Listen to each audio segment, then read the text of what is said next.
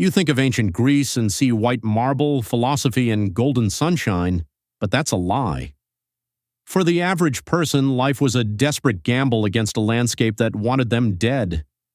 One bad rainstorm didn't just ruin a day, it wiped out entire families. Here is the brutal reality of the Greek Golden Age. By the end of this video, you'll understand why the cradle of civilization was actually one of the hardest places on Earth to survive. We're moving past the myths of Hercules and looking at the guy who actually kept the world turning, the farmer. I've spent years deconstructing historical climate data and archaeological records.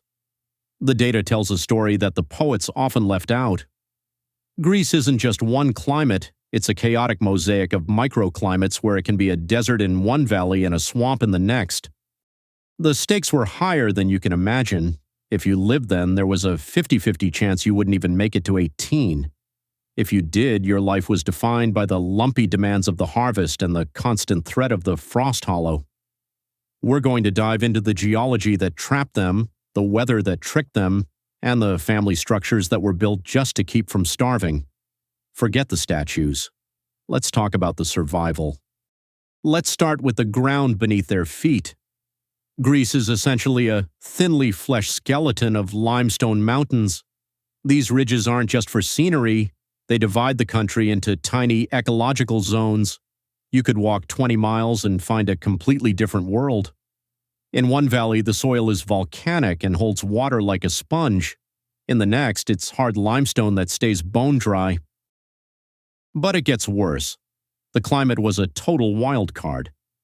We see the Mediterranean as sunny and stable, but for an ancient farmer it was a nightmare of variation. Rainfall could double or drop by half from one year to the next. Think about that. You plant enough wheat to feed your kids, but the rain stays 15 miles away in the mountains. In Athens, it's a drought. In Eleusis, just down the road, it's a perfect year. There was no average year, only years you survived and years you didn't. Now, why does this matter for the work they did? Think of the crops. They didn't have the variety we have now. No tomatoes, no potatoes, no citrus. They had the triad, grain, vines, and olives. But even grain was a struggle. Most of Greece is actually too dry for high-quality bread wheat. They grew barley because it was tougher, even though they'd rather eat wheat. Now, why does this matter for the work they did?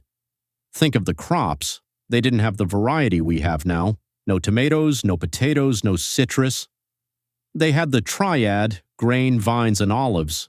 But even grain was a struggle. Most of Greece is actually too dry for high-quality bread wheat. They grew barley because it was tougher, even though they'd rather eat wheat. Here is the catch. The labor was lumpy. That's the technical term. It means for most of the year, you're busy, but during the harvest, you're in a race against time. A single man with a sickle can only reap enough grain to feed maybe 2 or 3 people. But wait, what if you have 5 kids?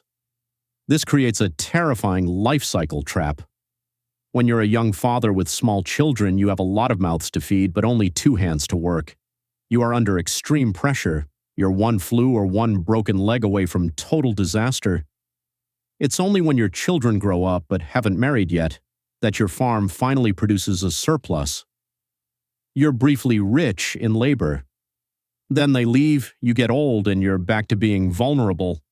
Because transport was so bad, you couldn't just buy your way out of a local famine. Moving heavy grain over mountain paths was too expensive. If your crop failed, you couldn't wait for a shipment from 3 valleys over. You were stuck with what you had. This is why the Greeks were so obsessed with having children and continuing the line. It wasn't just about family pride, it was your only retirement plan. But it was a risky one. Only about half of those children would live to see their 18th birthday. Disease and malnutrition were constant shadows. Plague usually followed famine like a twin brother. So, how did they survive? They farmed intensively. They didn't just have one big field. They had tiny parcels of land scattered all over the place. One plot might be in a frost hollow where the cold air settles and kills the olives. Another might be on a sunny hillside. By spreading their crops out, they were hedging their bets against the chaotic Greek weather. They also used pattern interrupts in their own lives. They'd plant different crops that ripened at different times to spread the work out. They'd use pulses like beans to fix the soil instead of just letting it sit empty. And yes, they used slaves. In many places like Athens, slaves weren't just worked in gangs. They were skilled laborers who lived alongside the family, providing the extra hands needed to survive that brutal harvest month.